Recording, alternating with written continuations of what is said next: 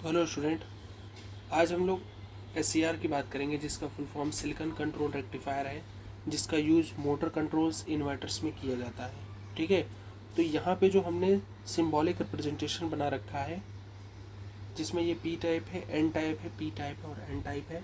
इसका जो यहाँ P से एक लीड निकलती है उसे गेट बोलते हैं, थोड़ा डायग्राम में गलत बन रखा है। जो N से जो लीड निकलती है उसे कैथोड बोलते हैं, जो P साइड से जो लीड निकलती है उसे एनोड बोलते हैं। ये वाला जो डायग्राम है ये हम लोग यूज़ करते हैं सर्किट्स में।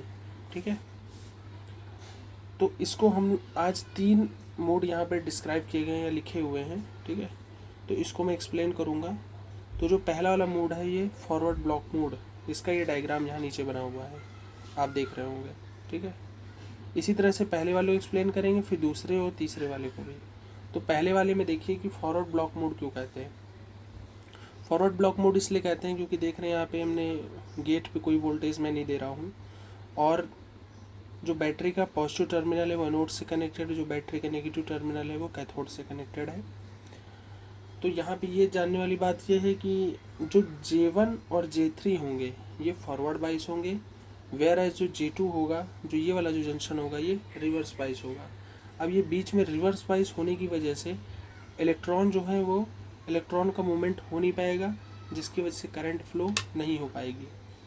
हाँ, ये जो वोल्टेज है ये जब और थोड़ा इंक्रीज़ कर देंगे, कुछ ज़्यादा ही जब वोल्टेज इंक्रीज़ कर देंगे, ग्रेजुअली इंक्रीज़ कर देते अगर हम वोल्टेज का इस वाले टर्मिनल से, तो यहाँ पे करंट का कंडक्शन हो जाता है। ठीक है, तो जिसको हम लोग बोलते हैं ब्रेक डाउन वोल्टेज, जिसको हम लोग बोलते हैं ब्रेक डाउन वोल्टेज।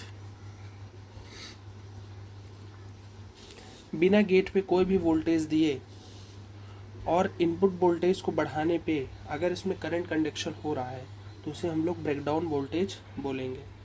ठीक है, तो इसलिए फॉरवर्ड ब्लॉक मोड इसको बोला जाएगा क्योंकि इसमें करंट कंडक्शन तो पहली बात होगा नहीं, अगर होगा भी तो वो एक ऐसे स्टेट में आ जाएगा जिसमें इसके ख़राब होने के चांसेस ज़्यादा हैं। ठीक है, तो ये एक तरह से ब्रेक डाउन वोल्टेज पे ही वर्क करेगा जब इस पर कोई गेट वोल्टेज नहीं देंगे। जो सेकेंड वाला है हमारा ये है फॉरवर्ड कंडक्शन मोड। इसका मैं डायग्राम पहले बना दूं।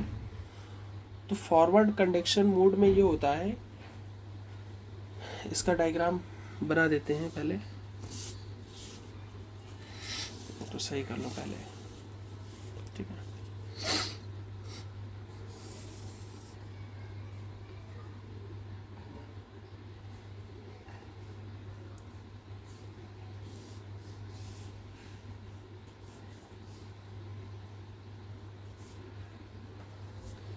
ये आपका PN हो गया। ये जो गेट है इसको मैं पॉजिटिव बना रहा हूँ, जो एनोड होगा वो नेगेटिव टर्मिनल से अटैच होगा, ये नेगेटिव टर्मिनल से अटैच होगा, और जो P होगा ये प्लस ये माइनस। तो यहाँ पे ये दोनों, ये जो बैटरी होंगी ये एक वैल्यू की नहीं, इसका वोल्टेज इसकी तुलना में ज़्यादा होगा। ठीक है, तो यहाँ पे डायग्राम आप लोग बैटरी बनाना, ये एक सेल को रिप्रेजेंट करा है फिलहाल। तो यहाँ पे PN होगा, ये वाला जो पोर्शन है गेट को शो कर रहा है, ये जो है ये एनोड है, ये जो है ये कैथोड है। ठीक है,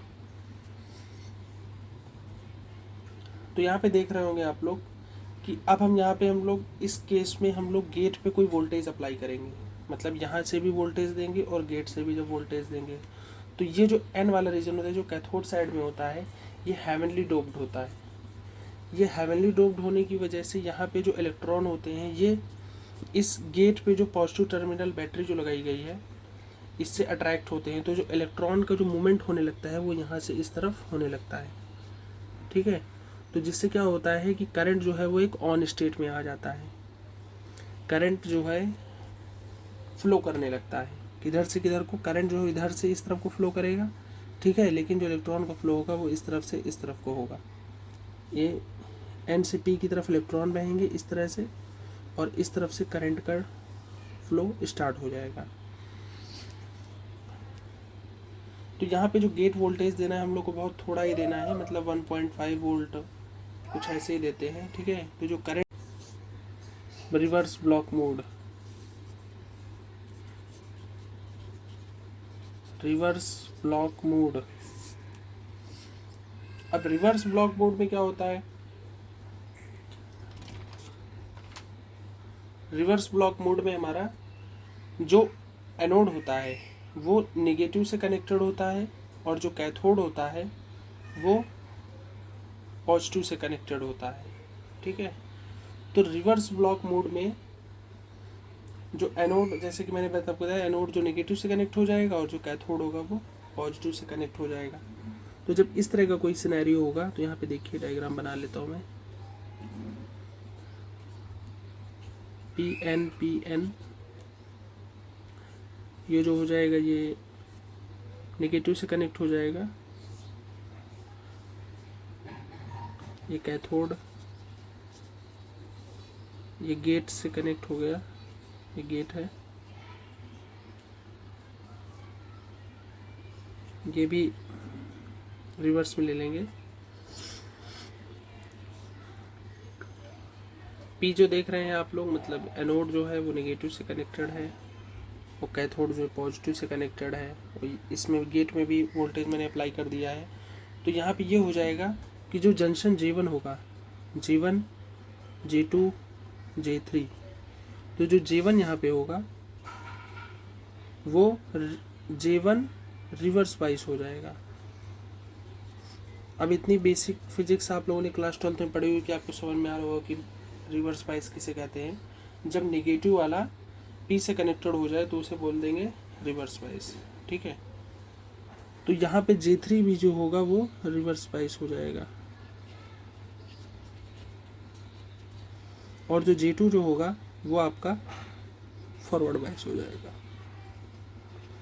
अब यहाँ जनरल सी बात है कि जब ये रिवर्स बाइस होगा, ये भी रिवर्स बाइस होगा और ये फॉरवर्ड बाइस है, तो यहाँ पे करंट का कंडक्शन नहीं हो पाएगा और ये ऑफ स्टेट में चला जाएगा रिवर्स ब्लॉक मोड में। तो जो यहाँ पे SCR होगा that will go in of mode. यहाँ पे देख रहे हैं आप लोग कि SCR जो है आपका ये फॉरवर्ड ब्लॉक मोड में भी थोड़ा काम करेगा, मतलब इसका कोई ज़्यादा पर्पज़ है नहीं, और जो मेन जो आपका SCR वर्क करेगा वो फॉरवर्ड कंडक्शन मोड में ही वर्क करेगा। ठीक है, SCR है उसको हम लोग PNP और NPN ट्रांजिस्टर को कंबाइन करके भी हम लोग एक SCR बना सकते हैं। ठीक है, तो देखिए उसका सर्किट डायग्राम कैसा बनेगा।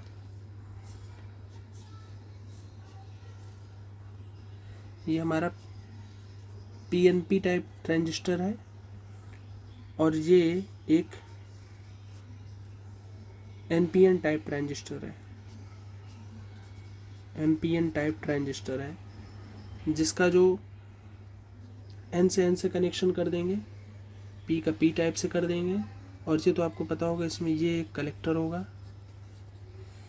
ये बेस होगा, ये इमीटर होगा, ये जो होगा आपका ये इमीटर होगा, ये बेस होगा, ये कलेक्टर होगा। ठीक है, यहाँ पे आप लोग देखेंगे कि जो ये P हमारा होगा ये एनोड हो जाएगा, ये वाला जो पोर्शन होगा ये जो P से P एंड है ये गेट हो जाएगा, और ये जो हो जाएगा ये कैथोड हो जाएगा। ठीक है, इसका सिंबॉलिक रिप्रेजेंटेशन भी आप लोग देख ले, ये सिंबॉलिक रिप्रेजेंटेशन बन चुका है। इसको जो सर्किट में हम लोग यूज़ करते हैं कैसे बनेगा ये,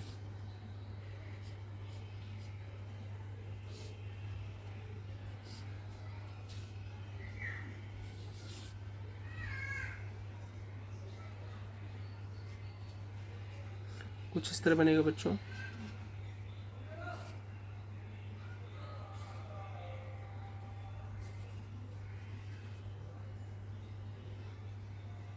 ये कैथोड हो जाएगा, ये कैथोड हो जाएगा, ये एनोड हो जाएगा, ये गेट हो जाएगा,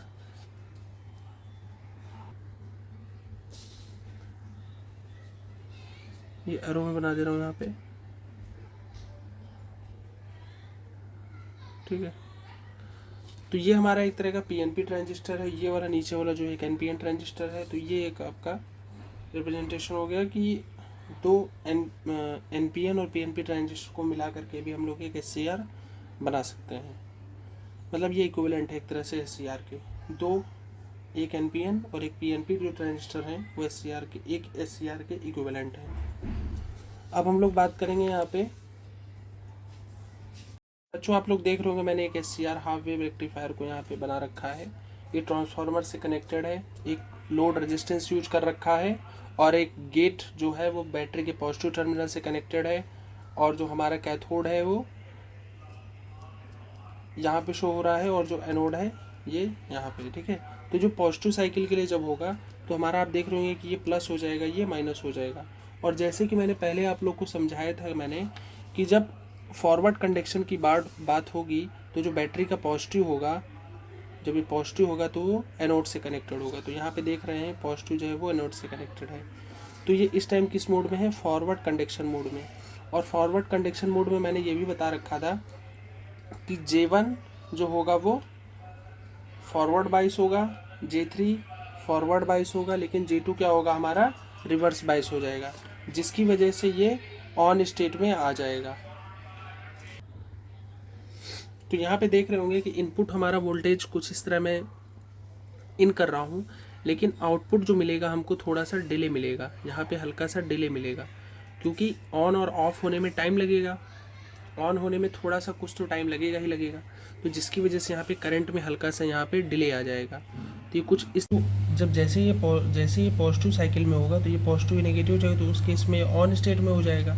लेकिन जैसे ही साइकिल नेगेटिव आएगी साइकिल, तो वैसे ही ये नेगेटिव हो जाएगा, ये वाला पॉजिटिव हो जाएगा।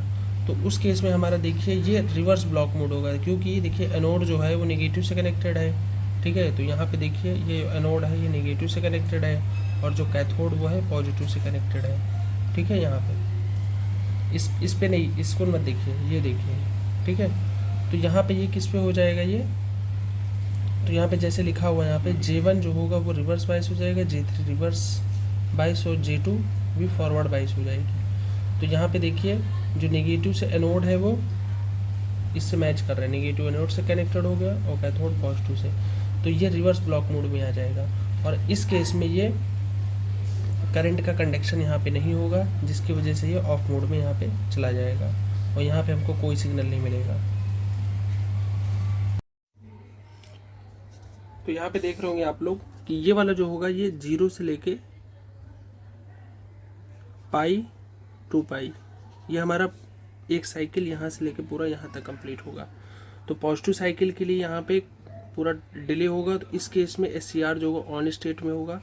जैसे ही नेगेटिव साइकिल आएगी हमारा जो SCR होगा वो ऑफ मोड में चला जाएगा, जैसा अभी आपको मैंने समझा रखा है थोड़ा सा, ठीक है। और फिर जैसे ही साइकिल आएगी तो फिर से करंट का डिले होगा और हल्का सा यहाँ पे गैप छोड़ करके ये इस तरह का ग्राफ हल्का बनेगा। और फिर बाद में जब नेगेटिव साइकिल आएगी तो फिर यहाँ पे ये ऑफ स्टेट में चला जाएगा, फिर ऐसे बनेगा, तो फिर यहाँ पे ऐसे बनेगा, ठीक है। तो अब इसका हम लोग एवरेज करंट निकालेंगे। तो जैसे कि आप लोग को पता है ये वाला जो वोल्टेज होगा इसे हम लोग पीक वोल्टेज बोलते हैं, पीक वोल्टेज। तो उसका फॉर्मूला होता है V = peak voltage sine theta, ठीक है। अब इसका हम लोग निकालेंगे एवरेज करंट। तो ये जो होगा हमारा पीक वोल्टेज हो जाएगा, और जहाँ पे जो एंगल बनेगा फायरिंग एंगल बनेगा, जो अल्फ़ा होगा हमारा वो फायरिंग एंगल होगा, ठीक है। अल्फ़ा जो हमारा होगा वो फायरिंग एंगल होगा।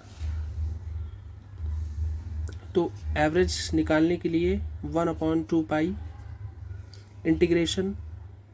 अब हम लोग फायरिंग एंगल अल्फ़ा से लेके पाई तक जाएंगे, ठीक है। और यहाँ तो ऑफ ही है, तो यहाँ पे अल्फ़ा से लेकर के पाई तक के लिए हम लोग लिमिट यहाँ पे लेंगे, और ये हो जाएगा Vm sine theta D theta, peak voltage Vm है यहाँ पे, ठीक है।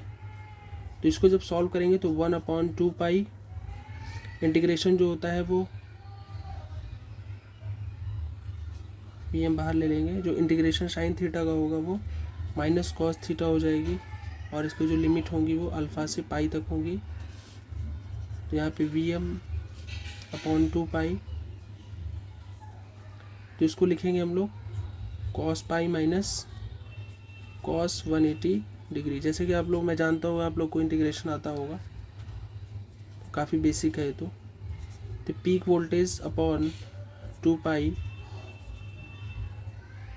तो आप लोग को पता है कि कॉस 180 की वैल्यू क्या होती है, -1 होती है। कॉस अल्फ़ा की तो अल्फ़ा ही रहेगी, तो माइनस ये -1 लिख देंगे, ठीक है। तो ये हो जाएगा वी एम अपॉन 2 पाई।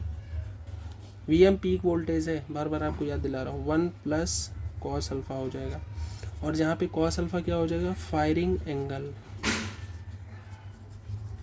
अल्फ़ा क्या हो जाएगा, फायरिंग एंगल, ठीक है।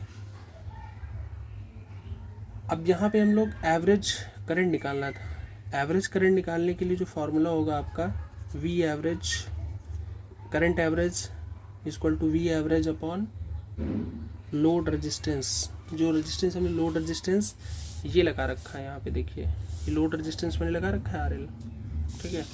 तो यहाँ पे जो वी एवरेज होगा आपका, वो तो हम लोगों ने ये निकाल लिए थे, ये V M peak voltage upon 2 pi 1 plus cos alpha, ठीक है।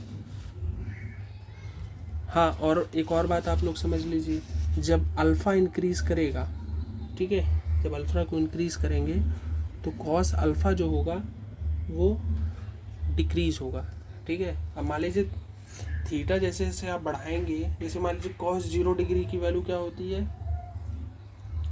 1 हो जाएगी, और कॉस 180 डिग्री की क्या हो जाएगी, -1 हो जाएगी। तो जैसे जैसे एंगल बढ़ा रहे हैं, कॉस थीटा की वैल्यू क्या हो रही है, डिक्रीज़ हो रही है। तो यहाँ पे फायरिंग एंगल इंक्रीज़ करने से एवरेज करंट भी डिक्रीज़ होती है, ठीक है, ये शो हो रहा है। तो यहाँ पे एवरेज करंट निकालने के लिए वैल्यू हम लोग रख देंगे, तो ये हो जाएगी वी एम पीक वोल्टेज है 2 pi R load resistance upon 1 plus cos alpha. तो ये जो एवरेज करंट की जो वैल्यू आएगी वो ये कुछ इस तरह आएगी, ठीक है, इतनी आएगी। और कॉस अल्फ़ा बढ़ाने पे, अल्फ़ा बढ़ाने पे कॉस अल्फ़ा डिक्रीज़ करेगा और करंट की वैल्यू भी डिक्रीज़ करेगी। यहाँ पे 1/2 पाई इसलिए ले रहे हैं क्योंकि हम पूरे साइकिल के लिए एवरेज वैल्यू निकाल रहे हैं, ठीक है। तो इसलिए 1/2 पाई, और ये इंटीग्रेशन पाई से alpha peak voltage sine theta D theta. I hope आप लोग समझ गए होंगे। इसीलिए देख रहे होंगे यहाँ पे कि बार बार ये हाफ साइकिल के लिए ऑन हो रहा है, दूसरे मतलब पॉजिटिव साइकिल के लिए ऑन हो रहा है, नेगेटिव साइकिल के लिए ऑफ हो रहा है। तो ये एज ए यूनिडायरेक्शनल करंट के तरह काम कर रहा है, ठीक है। तो इसी चीज़ को ओवरकम करने के लिए हम लोगों ने ट्राइक का यूज़ किया इसकी जगह पर, SCR की जगह पर। तो stay tune for next video. आगे वीडियो में हम लोग ट्राइक के बारे में बात करेंगे और उससे एक रिलेटेड प्रोजेक्ट भी आपको बना के दिखाएंगे कि वो वर्क कैसे करता है। प्रोजेक्ट नहीं होगा, स्मॉल डिमॉन्स्ट्रेशन टाइप होगा वो। मैं आपको दिखाऊंगा अभी एक टाइप का ट्राइक कि वो कैसे काम करता है। So thank you to everyone.